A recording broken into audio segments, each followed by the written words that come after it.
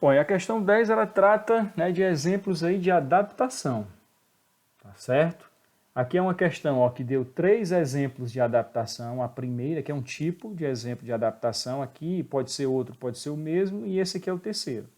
Qual era a lógica da questão? Era uma questão objetiva, né? Não foi respondida de forma correta, perceba que valia um ponto, um acerto, né? Mas não foi.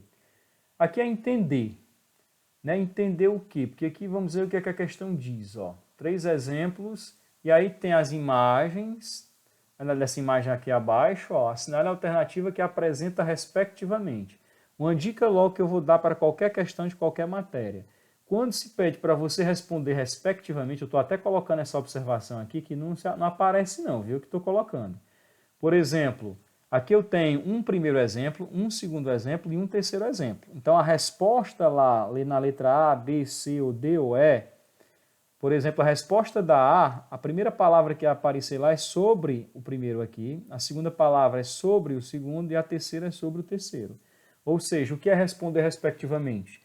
Se eu lhe perguntasse, assinale a alternativa que tem um exemplo de uma ave e um exemplo de um mamífero, respectivamente. Perceba que eu estou perguntando primeiro uma ave e depois um mamífero. Se você me responder cachorro e galinha, está errado. Por que está errado? Porque primeiro eu perguntei sobre ave e depois é que eu perguntei sobre o mamífero.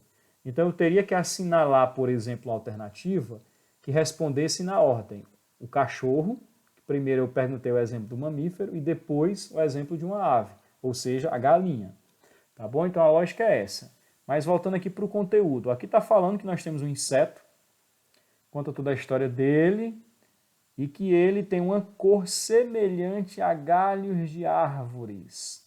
Então perceba que parece que ele é parecido com o ambiente.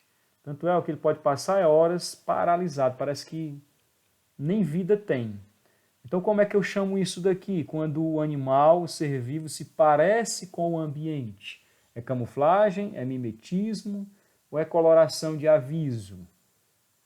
Olha aqui o que fala da aranha. Uma espécie de aranha, tal, imita o tamanho, a cor e o formato e até mesmo o comportamento de uma formiga agressiva, que ninguém mexe com ela. Então entenda, nós temos uma aranha que já nasceu muito parecida com uma formiga.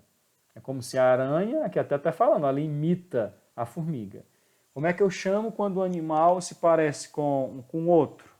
É mimetismo, é camuflagem, é coloração de aviso.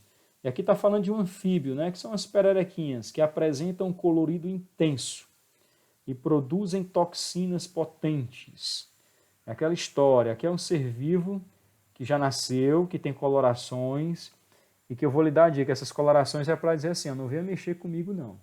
Se vier, né, já sabe o tamanho da confusão que você vai arrumar. Então, onde é que a gente vai tirar dúvidas aqui sobre isso, embora eu já tenha explicado aqui, ele deixado aqui importantes dicas.